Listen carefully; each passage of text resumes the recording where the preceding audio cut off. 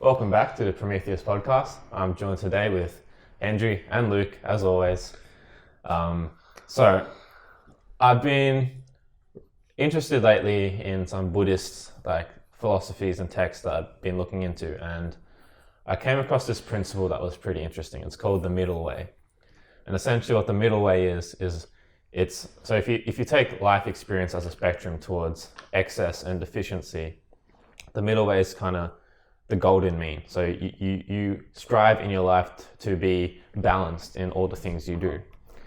And the reason why this really struck out to me was because as someone who prides himself on being self-disciplined and being always in control of myself and my mind, I actually noticed that I was not really achieving that golden mean. I wasn't adhering to the middle way. I was kind of unbalanced, too much towards discipline. And that's a weird thing, right? Because most of us, or the average person tends to be, if they are unbalanced towards excess, they tend to be, they indulge themselves a bit too much. They're a bit more, gluttonous in their pursuits of pleasure and things like that. And I noticed I was on the other side, and I took pride on being on the other side. I was so disciplined, but it's weird that you can be too disciplined as well and not be balanced in who you are as a person and your character. And that, is just as destructive as being, too far down the other end. So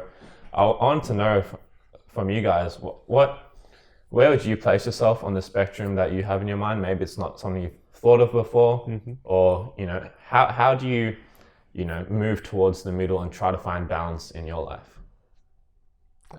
Me? All right. I guess for me, it's I think for me it really depends on kind of the situation I'm in. So if it kind of comes to kind of splurging on things for myself, pretty disciplined when it comes to that. But when it comes to splurging for others and people that I care about, then I'm on the opposite end. Right. So when it comes to me, I think I'm very disciplined on what I do personally, but for others I'm not. Does that kind of make sense? Yeah. Can it be situational? Is this more of a lifestyle, how you are studying it currently? Well, in Buddhism, I think it refers to just your lifestyle. So I think it refers to what it means to live a good life. So what it means to live a life that is balanced and that has intrinsic virtue and things like that.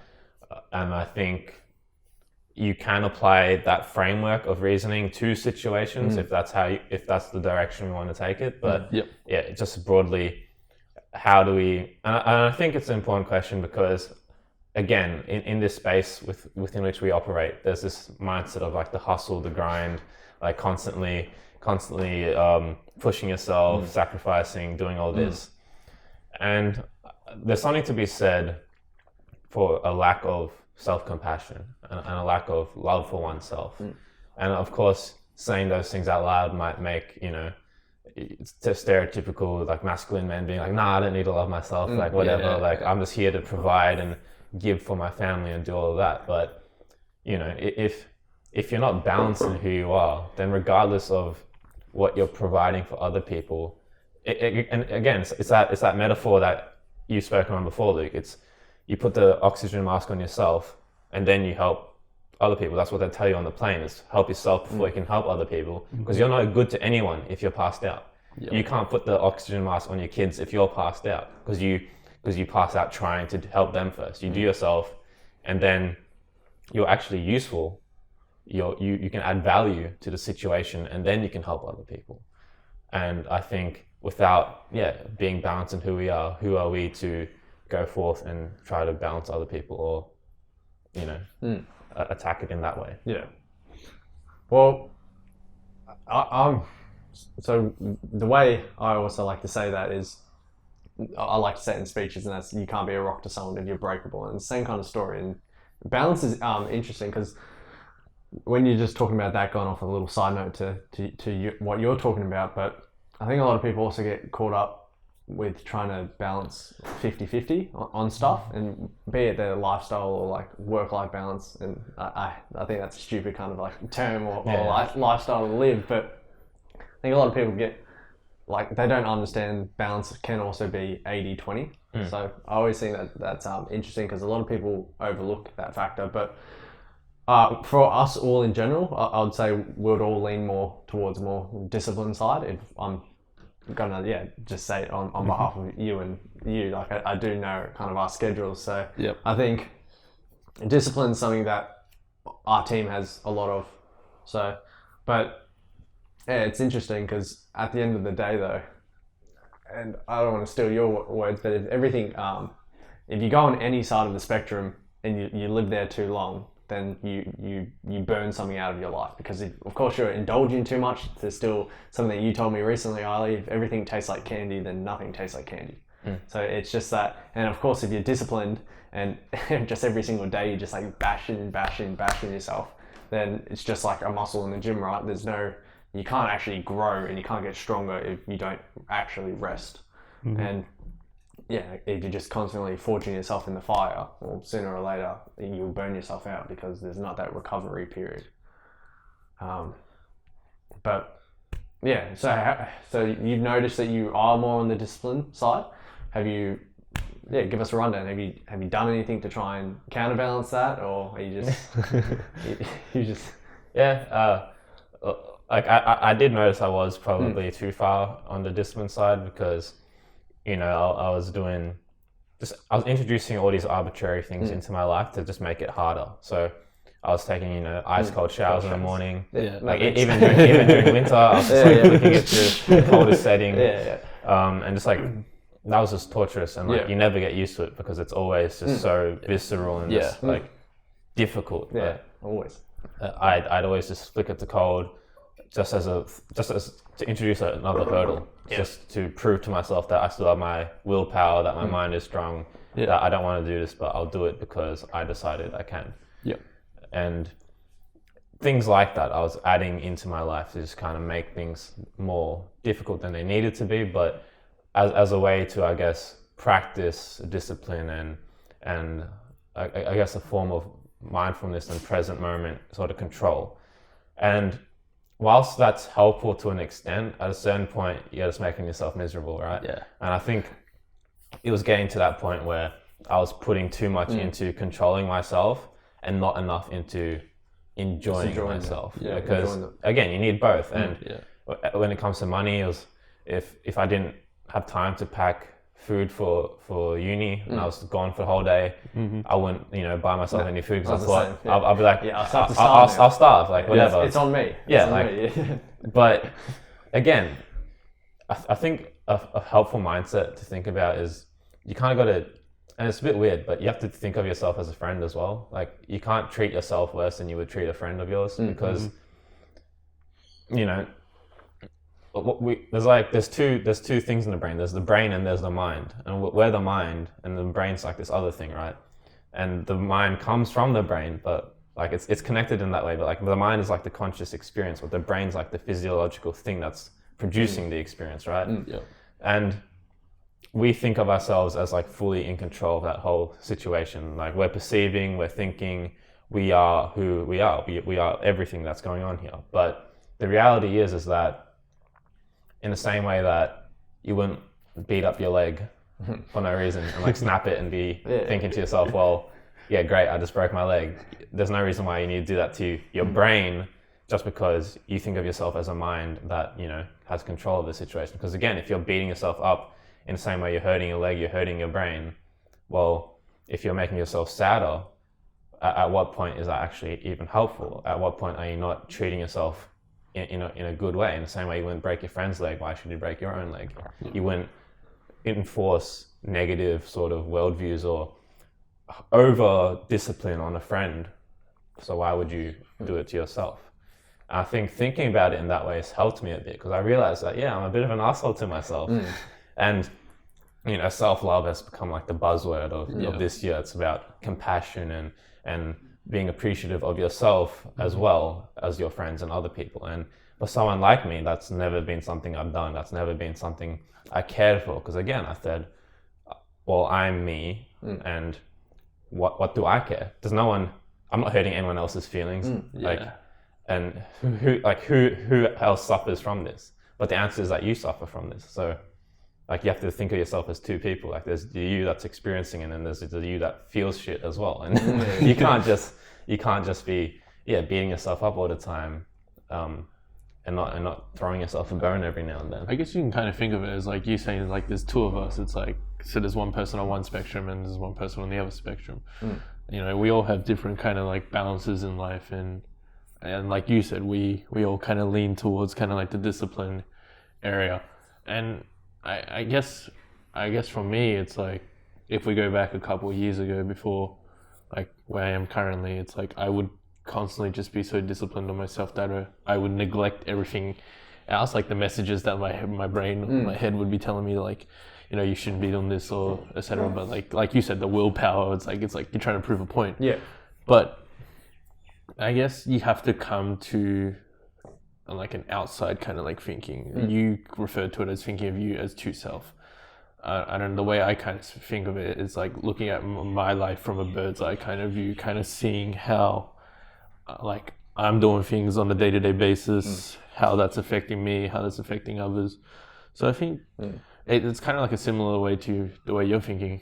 Yeah. Do you so now the current Hendry, so when you're when you're working, when you're getting caught up into kind of that disciplined lifestyle, when do you notice if you are being too disciplined, and when you do notice that, what do you do? Like, that's a good question, really.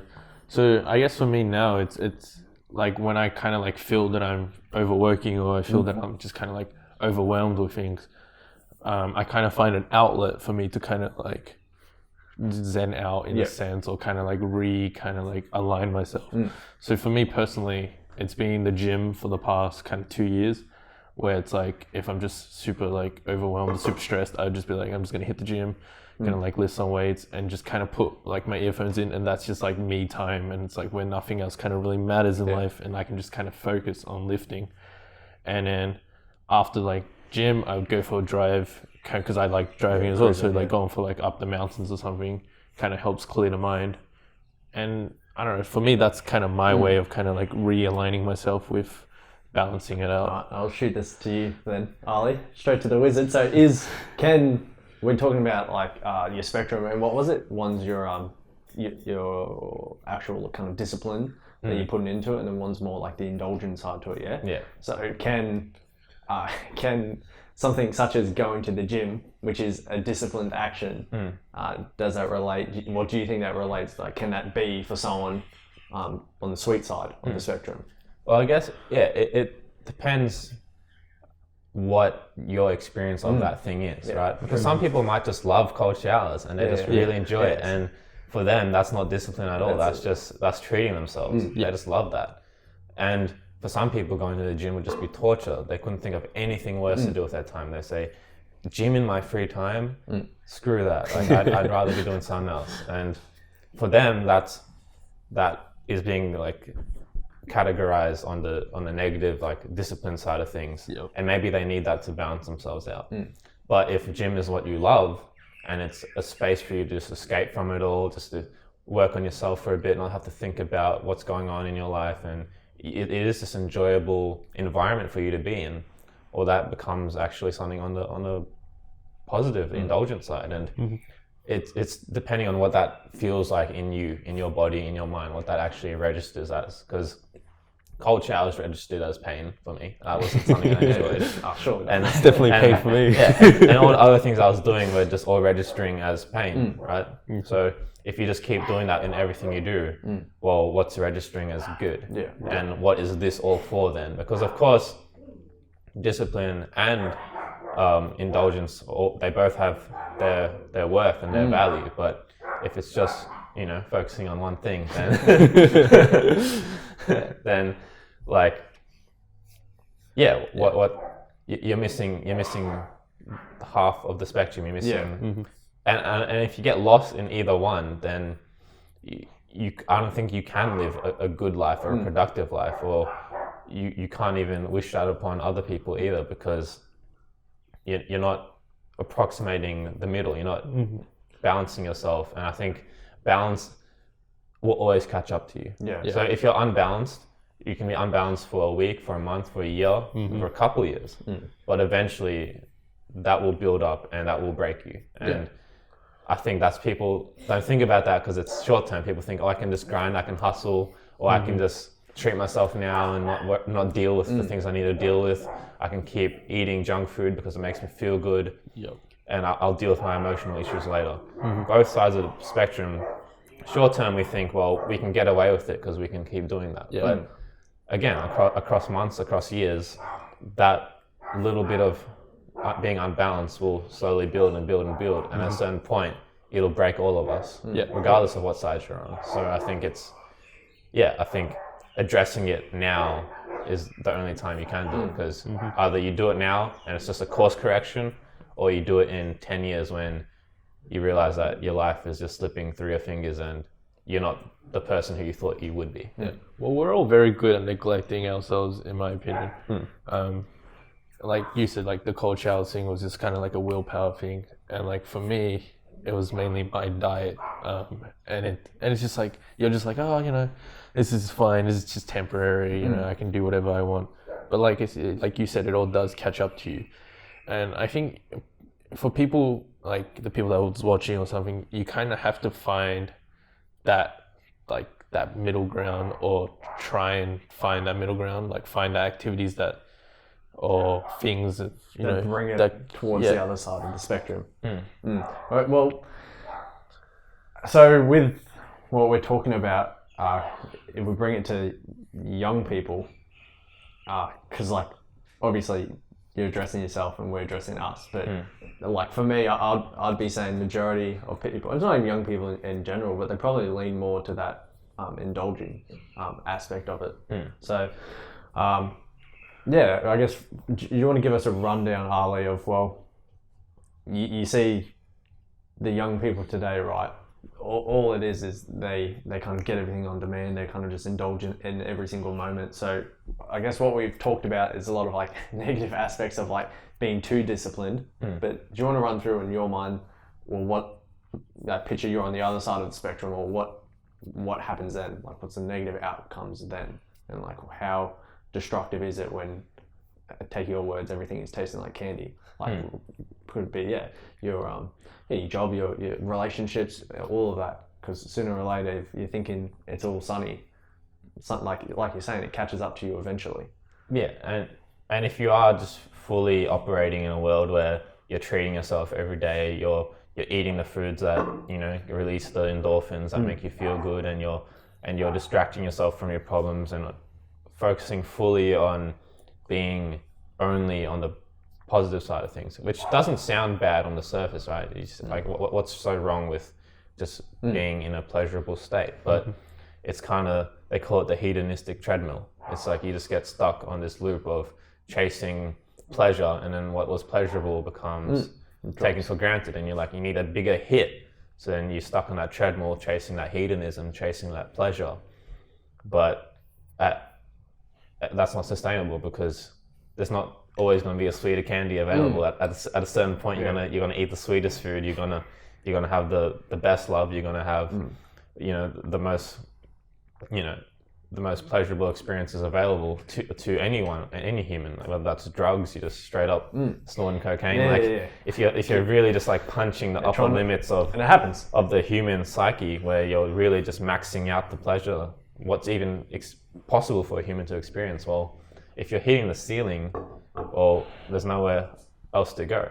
So if humans baseline everything. So with suffering and with happiness, we all bring it. Our brains are designed to just like neutralize that. So if you're at the ceiling of pleasure and your brain neutralizes that, then suddenly life doesn't seem that good anymore, because you're hitting the ceiling of what's physically possible to be pleasurable, but in your mind it's registering as quite average. And where do you go from there? There's no way up. Then you're stuck. You've painted yourself into a corner. And then that's why I think so much, you know, mental illness and depression is spreading throughout the Western world, because we see, you know, we're so affluent. How is this happening here? Why is this happening here? I think it's because, you know, this just hitting that dopamine button again and again and again. It's that button just wears out, and at a certain point it doesn't do anything.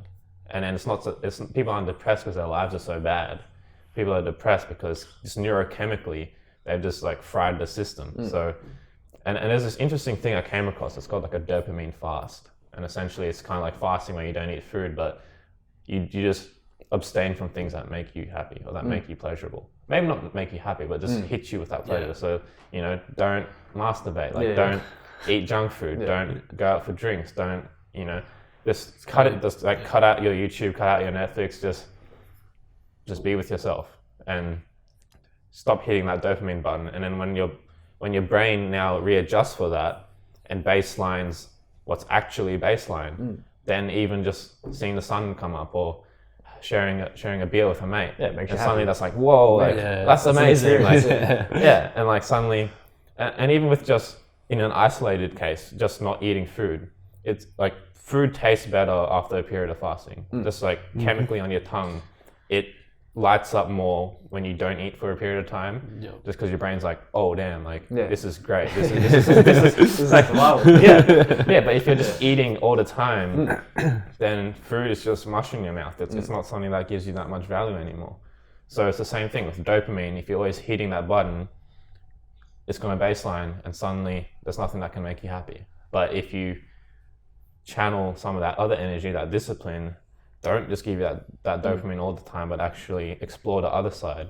That's what it means to be living a virtuous life in like that Buddhist like middle way. Because, and this is like ancient wisdom. Like they knew about this before there was any internet or anything like that, because they knew that even back then humans could do the same thing. You could, be the chief leader and have access to all the women and access to all the best food and whatever. And same thing would happen to them.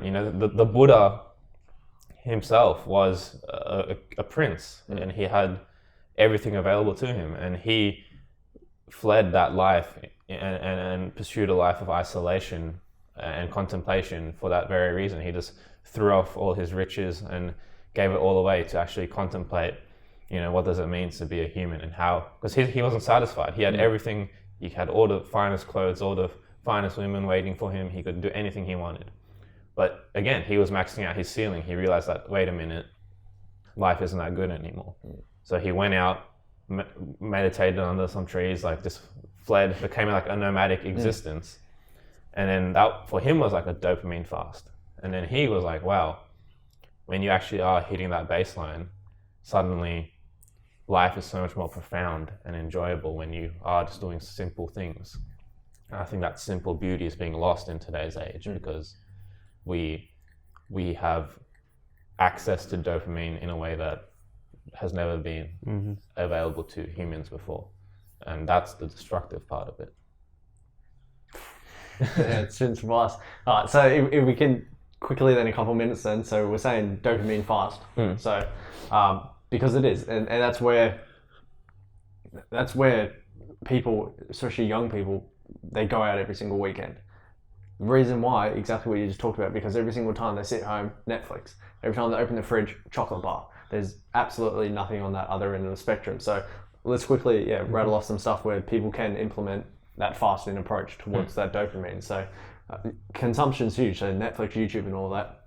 If young people even try to cut that down or trying to tame it even, I think that would be a huge one, because a lot of people that's just their life. They just get consumed in it and keep watching it. So what are some other ones that... I guess like another one could be just like an outlook on your future, really. Like we're, as young people, we would like, oh, we're young, we gotta live life up, So we all go out every single, like not all of us, but majority of us go out every single weekend, we drink, we eat whatever food we want, but we're not thinking about what's actually gonna happen later on when life catches up to us.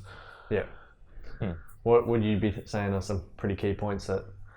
So I think just introducing some form of discipline then. So it might be hard to really understand where this dopamine's coming from in your life, because it might just be all you know. So it might be a factor of actually just bringing in some discipline. So maybe you needed to have some cold showers. I didn't, but I was doing it anyway. And that was, for me, unhelpful, because I was already here. And it's like someone who's addicted to chocolate suddenly just like spooning sugar into their mouth. Like you're not helping things. So I was on that end, pushing that side. But yeah, if you are someone who is perhaps, being too hedonistic in their life, then cold showers, or just working out if that's not your thing, or dieting, just doing something that's Something challenging. you're not very uncomfortable with. Yeah, it's doing something that you don't love or that doesn't come natural to you, just as a way to balance things. And then when things are balanced, well, they slide towards the middle. And then when you are in that middle, you can, actually judge things more accurately. Because again, if candy actually tastes like candy now because it is a treat and it's not your life, then suddenly what's good is registering as good in your brain, and what's bad is registering as bad in your brain. And when you're balanced in that way, you're not going to be stuck in a cycle of destruction or chasing that next high or anything like that. Thanks for tuning in to the Prometheus Podcast, where we aim to bring the fire back to the people.